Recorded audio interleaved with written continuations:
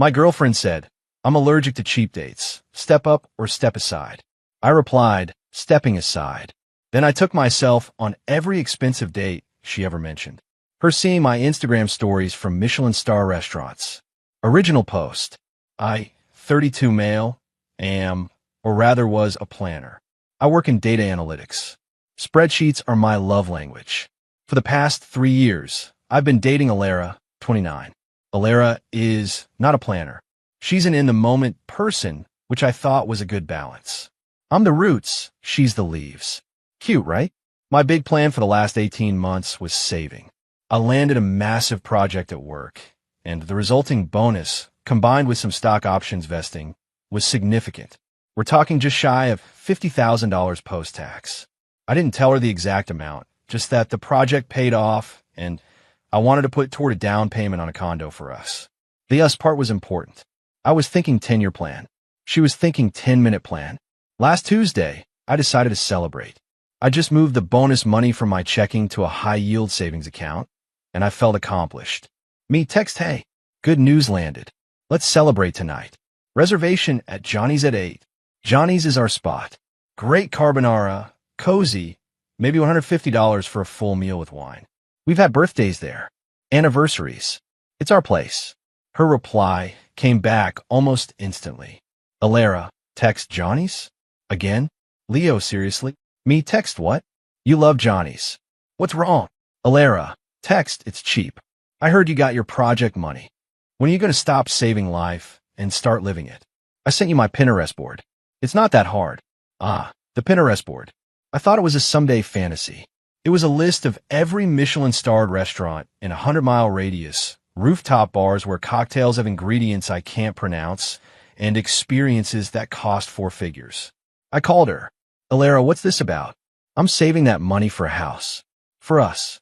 A house is boring, Leo. It's a spreadsheet. I want to go to L'Orangerie. I want to go to that new place, Aperture, with a 12-course tasting menu. I want to live. I've spent 3 years watching you pinch pennies. You have money now. Use it. I was just quiet. I could hear her breathing on the other end, all huffy and impatient. Leo, are you listening? I'm just saying, I deserve to be with someone who values experiences. I'm allergic to cheap dates. You need to step up or step aside. I looked at my spreadsheet, the one titled Future Condo Down Payment. I highlighted the cell with the $50,000 in it, and then I just deleted the title. You're right, I said. My voice was weirdly calm.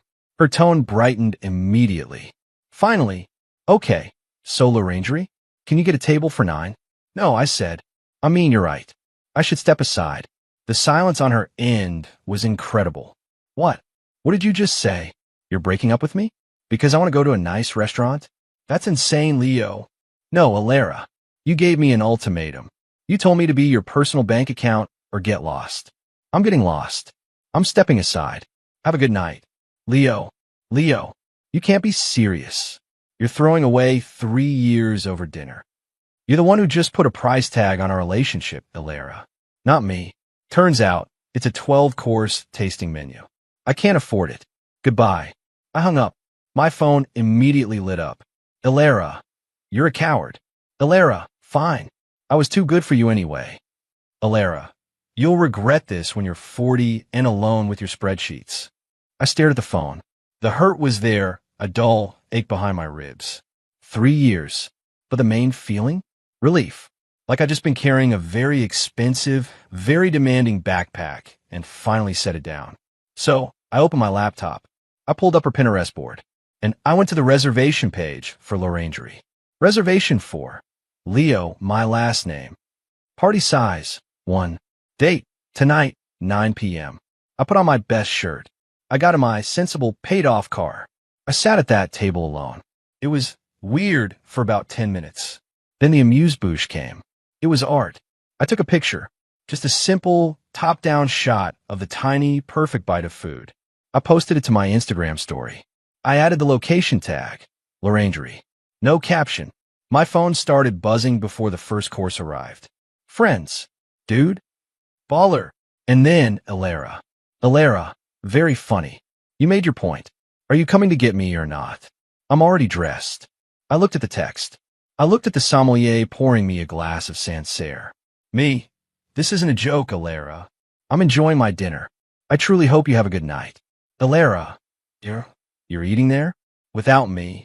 Alara. You're doing this just to spite me. Alara. You're a sociopath, Leo. That was our money. I sipped my wine. It was perfect.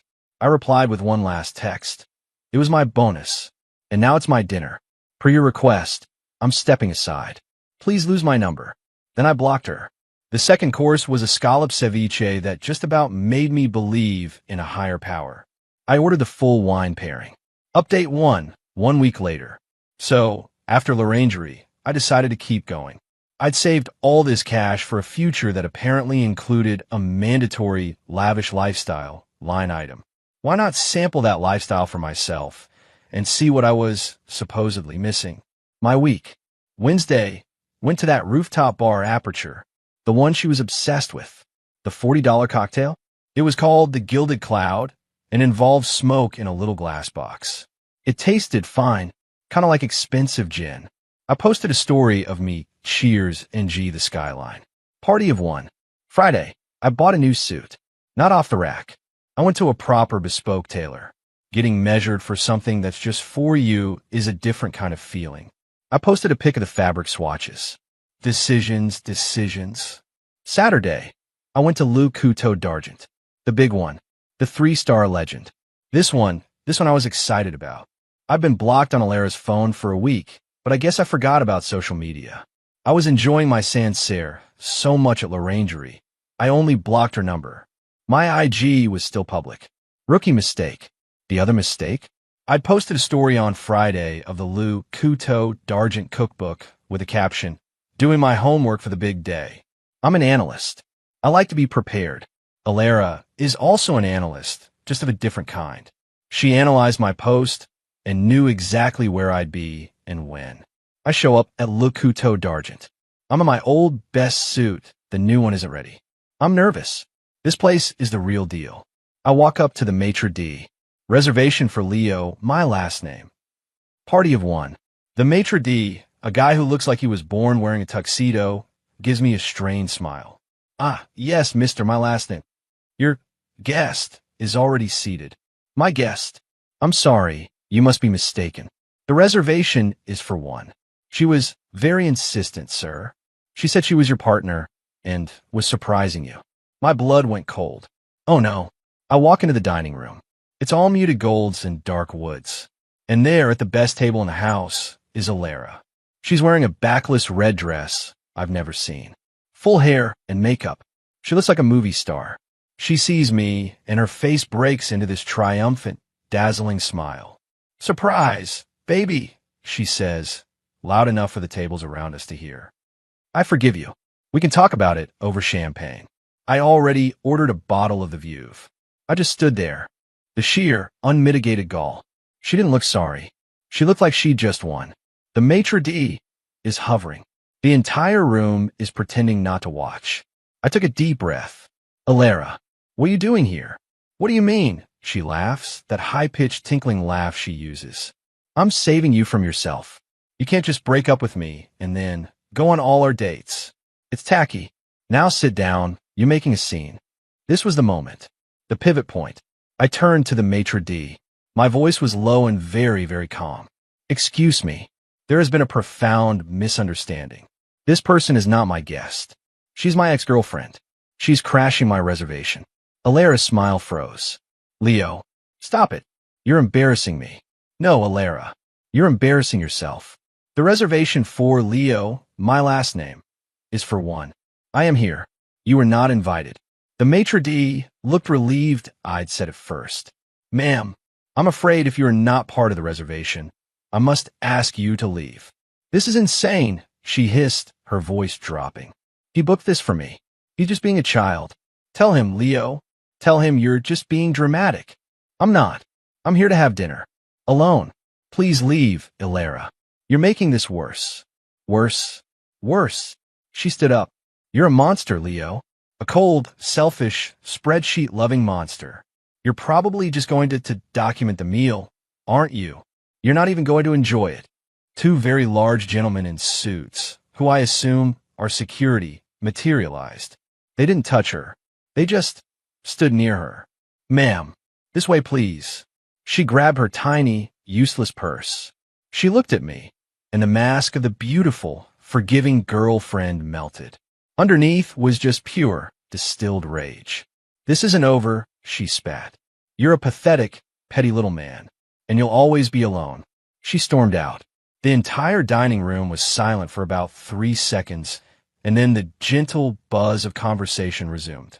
I sat down at the table. I won't lie, my hand was shaking. "That was awful." The maitre d' glided over. "My deepest apologies, Mr. My last name. That was regrettable. Please allow us." A moment later, a waiter appeared with a single, perfect flute of champagne. "The view you mentioned, sir," the maitre d' said with a tiny smile. "On the house. To new beginnings." I picked up the glass. "Thank you. I think I'll need it." Halfway through the meal, I unblocked her on one platform. Instagram. Just long enough to post my next story. It was a picture of my champagne flute. Caption, "To new beginnings," and dodging bullets. Then I reblocked her, and blocked her friend, Maya, who had suddenly started watching all my stories, and her sister, and her mom. The rest of the meal was, hands down, the best food I have ever eaten in my life, and I enjoyed every single bite. Final update, 2 months later. The tour de bougie is officially over. It was enlightening. I spent about $12,000 of the bonus. I have a fantastic new suit, a much better understanding of French wine, and a great story about getting an ex-girlfriend escorted out of a 3-star Michelin restaurant.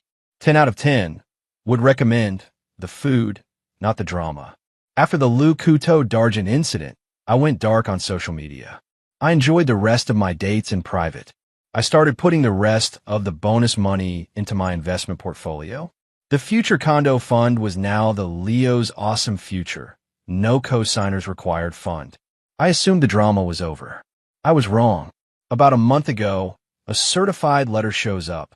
I'm being sued by Alara in small claims court. I'll give you a moment to absorb the sheer, weapons-grade audacity. She was suing me for $8,000. For what, you ask? I'll quote from the filing: "Recovery of shared emotional and financial investments and compensation for intellectual property, culinary and lifestyle planning." She was literally suing me for the ideas on her Pinterest board. She claimed her emotional labor in our relationship and her curation of the date list constituted a partnership. She argued that my bonus was a shared asset. It wasn't. And that by spending it on her ideas without her, I had caused her emotional distress and public humiliation and owed her for the value of the experiences stolen. I had to sit down. I laughed for about 5 minutes. Then I got angry. This was a whole new level of entitlement. This wasn't just a scene in a restaurant. This was a legal filing. This was harassment. I'm a data guy, not a lawyer. I knew this was ridiculous, but I wasn't going to court alone. This is the real-world part, folks. I had to hire a lawyer, Ms. Alvarez, just for a consultation and to represent me. That cost me $2,000. My fun was suddenly getting expensive and very, very not fun. Ms. Alvarez, thankfully, loved my case. She called it the case of the Pinner restitution and looked happier than I'd ever seen a lawyer look. We show up at small claims court last week. I'm in my bespoke suit. It's dark navy, fits like a glove. I look and feel like $1,000,000, or at least the $40,000 I still had in my investment account. Alara is there. She's not in a red dress. She's in a drab gray pantsuit. Hair in a severe bun. No makeup. She looks like she's attending a funeral. Her friend Maya is with her as a witness. The judge, Judge Evans, is a sharp woman in her 60s who looks like she's heard every lie in the book. Judge Evans, case 204B, Alara's last name, my last name. Ms. Alara's last name, you are claiming $8,000 for stolen experiences. Please explain to the court what that means. Alara stands up. She gets teary. It's impressive, really. Alara, Your Honor, Leo and I were together for 3 years. We were planning our life. A house, a marriage. I spent years investing in him, in us. I managed our entire social life. I I curated our dreams. She actually said curated our dreams. Alara, he got a large bonus from his job. Our bonus. Money that I helped him earn through my constant support. And then, he callously broke my heart. And to hurt me, to humiliate me. He took my list, my plans, and he spent all our money on himself. He posted it all over the internet. He went to L'Orangerie. He went to Luc Couteau d'Argent. Those are my places. He stole my dreams and ate them. She's full on crying now. Maya hands her tissue. Judge Evans is just staring. She hasn't blinked. Judge, Ms. Alara's last name. Were you married? Alara, sniffling no, but we were. Judge, did you have a joint bank account where this bonus was deposited? Alara, no. He kept his money separate. He was controlling like that. Judge, did you have a written business contract with Mr. My last name, stating that your curation services will be compensated? Alara, that's no. It was a relationship. Judge, I see. Ms. Alvarez, my lawyer stands up. She's practically vibrating with polite, professional rage. Ms. Alvarez, Your Honor, this is a textbook frivolous lawsuit. My client received a bonus from his employer, deposited into his personal bank account. The relationship ended, and he, as a single man, chose to spend his money. Judge, what about the end of the relationship? Mr. My last name, why did you break up? I stood up. Your Honor, I ended the relationship after Ms. Alara's last name gave me an ultimatum. I suggested we celebrate my bonus at our favorite restaurant. She refused, and I quote, I'm allergic to cheap dates. Step up or step aside. So I stepped aside. The courtroom was dead silent. Ms. Alvarez, we have the text messages, Your Honor. She submitted the printout of the text. The judge put on her glasses and read it. Her expression didn't change, but her eyebrow went up. Ms. Alvarez, my client then chose to step up for himself. In response, Ms. Alara's last name has harassed him, culminating in an incident where she stalked him to a restaurant, crashed his private reservation, and had to be removed by security, which we have a formal report of from the restaurant's management. Alara's head snapped up. She looked mortified. She clearly didn't think that part would come up. Judge Evans took her glasses off. She looked at Alara. Judge, Ms. Alara's last name. You're not entitled to your ex-boyfriend's income. Curating a Pinterest board is not a job. Providing emotional support in a dating relationship is not a billable service. You demanded he spend his money on you, and he broke up with you. That is not illegal. That is a consequence. Judge, what is a waste of this court's time is this performance. Case dismissed. With prejudice. And Ms. Alara's last name, you will be paying Mr. My last name as legal fees for this action. That will be $2,000. Judgment entered for the defendant. Next case. Gavel. Alara just crumpled. Maya was holding her up. I walked out. Ms. Alvarez was right behind me. In the hallway, Alara came storming out. The tears were gone. Alara, I have to pay you. You humiliated me. You did this to me. I just finished adjusting my suit cuff. No, Alara, I didn't do anything to you. I did things for me. You sued me. You have to pay my lawyer. There's a difference. I smiled. Consider it the most expensive date you'll ever have. And you didn't even get a meal out of it. I walked away. I haven't heard a word since. The check for $2,000 from her parents, I recognized the return address, arrived last week. I put it right back into the Leo's Awesome Future Fund. Last night, I made myself a perfect, medium-rare steak at home. I posted one last picture on my story. It wasn't food. It was a screenshot of my investment account showing the new deposit. Caption, the tour de bougie was fun, but investing in myself is the best experience I've had all year. Hashtag stepped aside, hashtag stepped up, hashtag future, hashtag planning. I've heard through the grapevine she's dating some guy who leases a Maserati and still lives with his parents. I wish them both the best.